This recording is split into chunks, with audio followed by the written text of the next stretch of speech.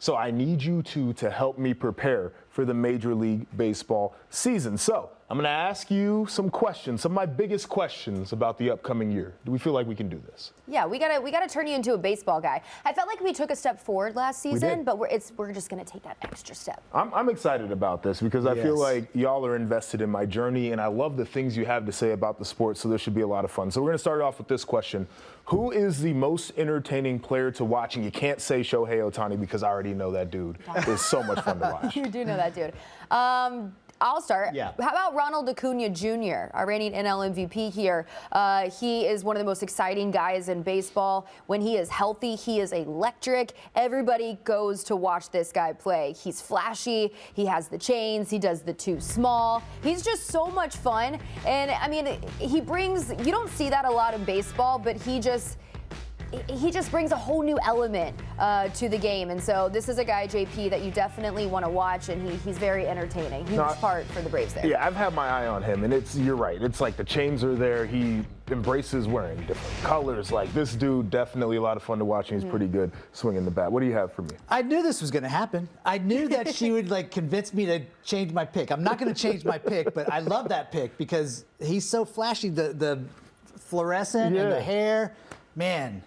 I mean, this guy that I pick is exciting too, but he's on the same team as Ohtani. I'm going to say Mookie Betts. Okay. And Mookie Betts might not be as flashy. He always has the one big chain coming out of his shirt. He just goes out and plays the game. But what I love about Mookie, he interacts with the fans so much. Like he's always finding a kid to play catch with or just hang out and talk with. And to me, that's what makes our youth excited about the game. So JP, if you went to a Dodgers game and he came up and talked to you, you remember that the rest of your life, and you become a Mookie Betts fan and a baseball fan forever. So that's my guy. He's got a great style, too. Yeah, he does. He's got some swag to him. He does. Fits into kind of the GQ magazine thing that I like to follow there. Yeah. So, all right, I'll keep both of those players top of mind for this season, but we got to get to the next one. Who is the breakout player to keep an eye on? Danny, we'll start with you.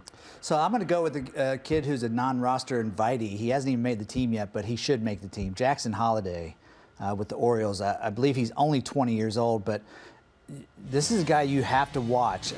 He's done so many great things already in a short time in minor league baseball. Everywhere he goes, he hits. And you see the odds of him, he's second best odds to win Rookie of the Year. He hasn't even made the team yet. So that right there tells you this is a kid that you must watch. Of course, it's in the blood. His dad played for so long in Major League Baseball, but this kid is exciting. I mean, the Orioles have given us a couple of these young stars over the last couple seasons, right? Seems like they just keep producing young studs. Adley Rushman comes up, and then you got Gunnar Henderson, and now you got Jackson. Exciting. And the fact that they were able to compete as well as they did last year with such a young crew, it's really impressive, and he's just going to add to that. I'm really excited about Jackson Holliday and what his future is there with the O's. A guy that, he already has the recognition for his defensive play, but I think he's just going to really take his game to the next level, and that's third baseman Ke'Bryan Hayes.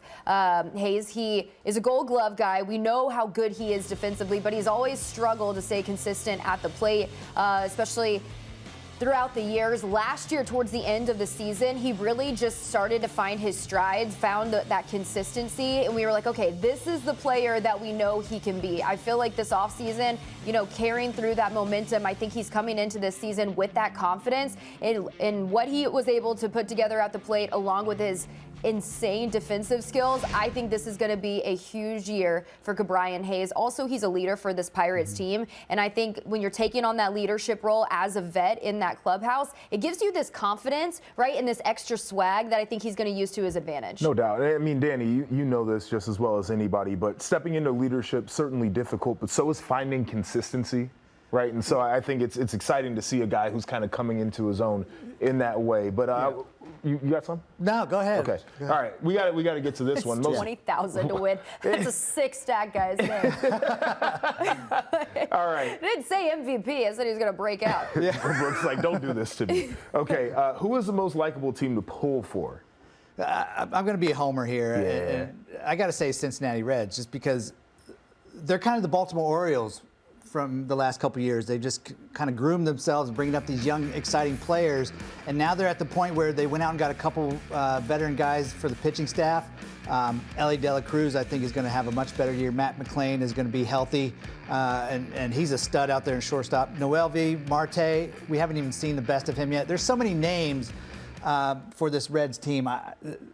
I do believe they're going to win the Central Division in the National League. Ooh, look at the I statement. like that pick, Danny, because they were, I mean, a few seasons ago, remember they were going through all of that turmoil and everybody, like Reds fans, they were a little concerned there for a minute. And and angry, probably more so. But last year, no, we saw a lot of excitement from this team and the potential there. My team is going to be, shocker, the Baltimore Orioles. This is a team that is just, they're so much fun to watch, and we kind of touched on it just a minute ago. Just all the young stars, what they were able to do last season, the low expectations. We knew there was talent, but we didn't think that they were going to get as far as they did. They just had nothing, they had no pressure on them. They're like, hey, we're just going out, we love baseball, and we're just going to go out and play. And that's why they're so much fun. It's a young group, and seeing these guys, this is likely going to be the group for a while with the Orioles, and so being able to kind of grow with them, I just think this is a fun team just to kind of go ahead and get on board with and really root for.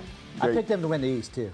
Yeah. I mean, you were telling us about the Orioles, all last year, so definitely going to be looking forward to that. All right, we're going to do this last one as a rapid fire, but the team that's most fun to cheer against. Go ahead, Brooke. The Dodgers. And why? Because it's not fair. Like, the Dodgers, every single year, it's like they find some ways just to stack their team here. And they're the team that everybody wants to root against. I'm sorry. And, I mean, props to you. You got Shohei Ohtani. It's going to be harder to root against you because I really love Shohei. And we like Mookie Betts, and we like all the teams. But it's just the Dodgers. I'm like, come on.